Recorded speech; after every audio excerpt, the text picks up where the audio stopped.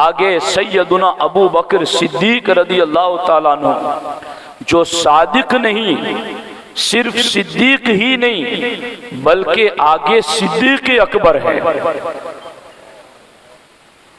اور ان کی بھی جو میں روایت سنا رہا ہوں وہ بڑی قابل توجہ ہیں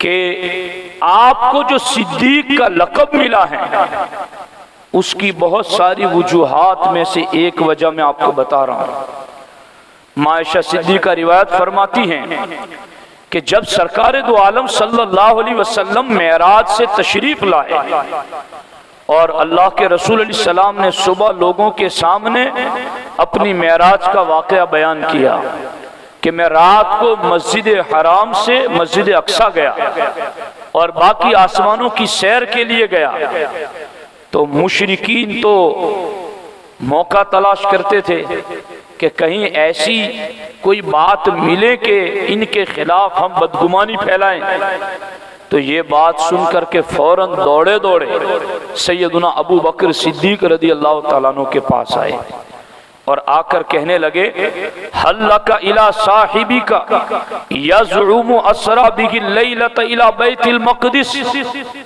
اے ابو بکر صدیق کیا تم اس بات کو بھی سچا مانتے ہو جو آپ کے دوست نے کہی ہے کہ انہوں نے راتوں رات مسجد حرام سے مسجد اقصی کا سفر کیا؟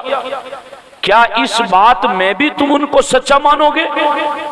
تو صدیق اکبر رضی اللہ تعالیٰ عنہ نے کوئی بات یہ نہیں کی کہ چلو میں تحقیق کروں گا، دیکھوں گا، غور کروں گا کہ کیا یہ ہو سکتا ہے، ممکن ہے۔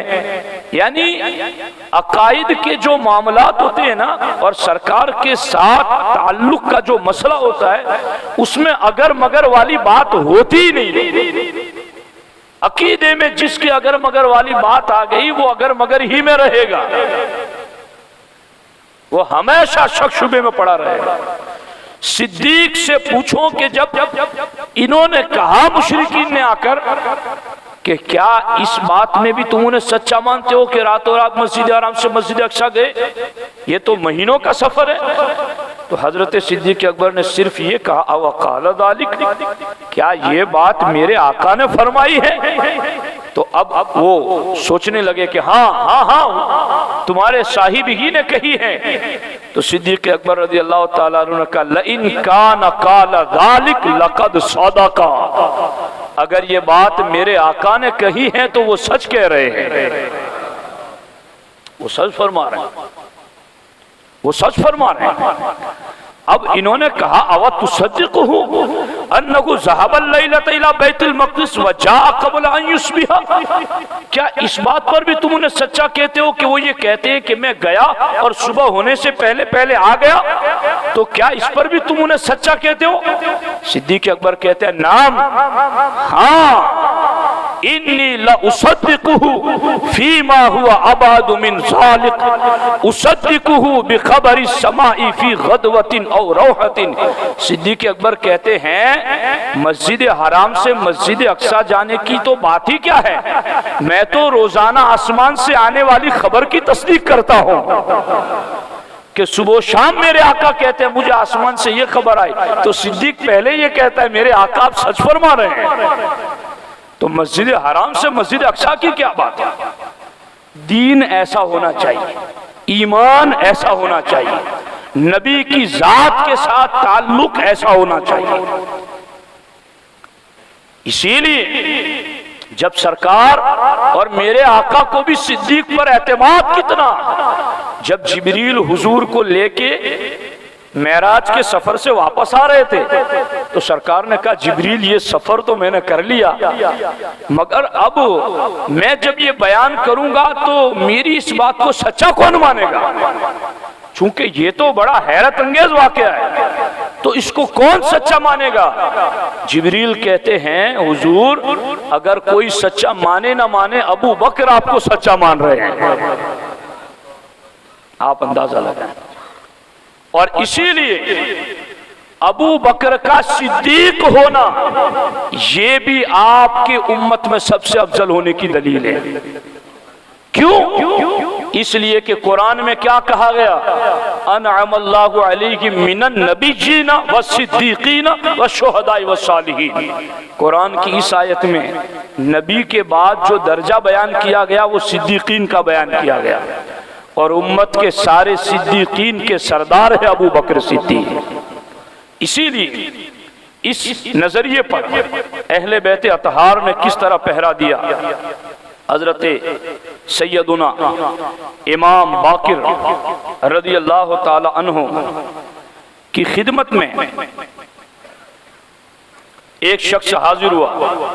हजरत सैयदुना उर्वा बिन अब्दुल्ला कहते हैं कि मैं हजरत इमाम बाकिर की खिदमत में हाजिर हुआ और उनसे पूछा, मा कौलुका फी हिलियति सुयूफ, कि तलवार को सजाना और आरास्ता करना इसके बारे में आपका क्या फतवा है।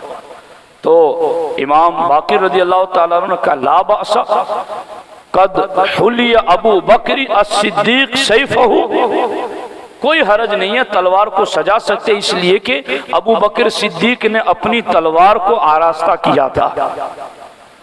तो रावी कहते हैं कि मैंने कहा कि आप भी उन्हें सिद्दीक कहते हैं। इमाम बाकिर को कहा कि आप भी उन्हें सिद्दीक कहते हैं।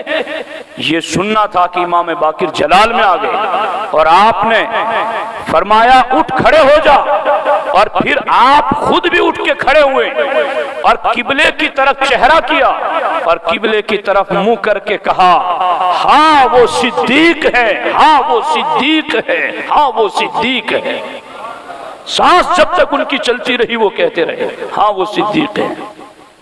और फिर उसके बाद आपने कहा, जो उन्हें सिद्दीक न कहे अल्लाह तबारक व ताला दुनिया और आखिरत में उसकी बात सच्ची नहीं मानेगा। जो अबू बकर को सिद्दीक नहीं माने, इतनी ताकीद से क्यों पहरा दे रहे थे? क्योंकि इन्हें पता था कि अनअम अल्लाहु अलैहि मिनन नबिय्यीन के बाद सिद्दीकीन है। तो याद रखें साथियों, जहां इसमें अकीदे की अजमतों का इजहार है, वहीं पर इसमें सच बोलने की अजमतों का भी इजहार है कि बंदा सच बोलता है तो उसको अल्लाह किस कदर इनाम अता फरमाता है। अल्लाह रब्बुल इज्जत हमें भी सदाकत और सच्चाई पर कायम रहने की तौफीक अता फरमाए।